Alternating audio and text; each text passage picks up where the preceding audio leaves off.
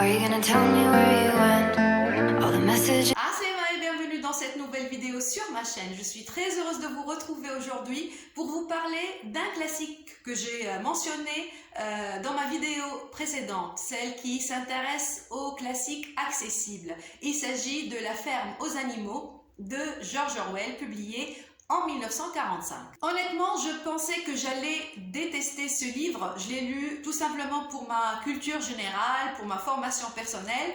Eh bien, bonne surprise, je l'ai adoré.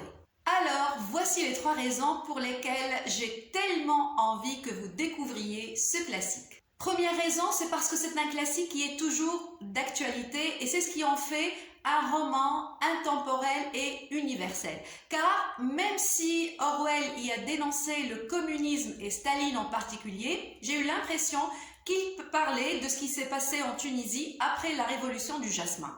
Deuxième raison, Orwell y décrit une ferme dans laquelle les animaux en ont marre d'être maltraités, ils se révoltent, prennent le pouvoir et chassent les hommes, en l'occurrence le fermier Jones. Et l'auteur a merveilleusement bien décrit le processus pernicieux qui fait passer une société de la liberté à l'oppression totale.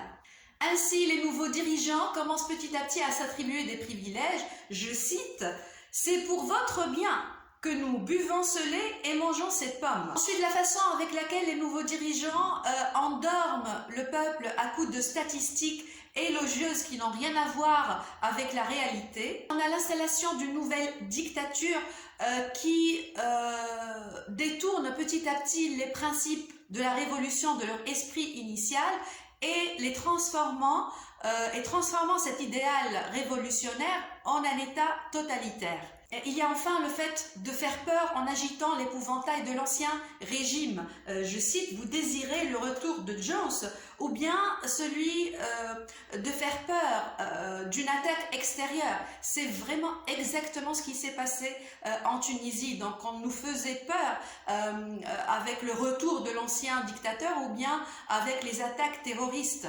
Donc on se rend compte qu'en fait, il n'y a pas eu de réel changement, mais juste un changement de dictateur. Et peut-être que ce dictateur est pire que le premier parce qu'il a bercé le peuple d'illusions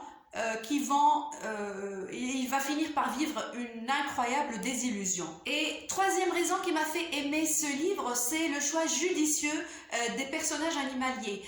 Par exemple, les nouveaux dirigeants, ce sont les cochons, les molosses, ce sont les forces de l'ordre,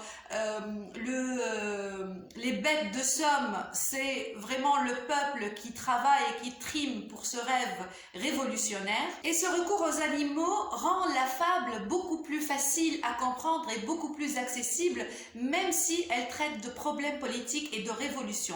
Voilà, cette vidéo est maintenant terminée, j'espère qu'elle vous a plu. Je vous dis à très bientôt, au revoir.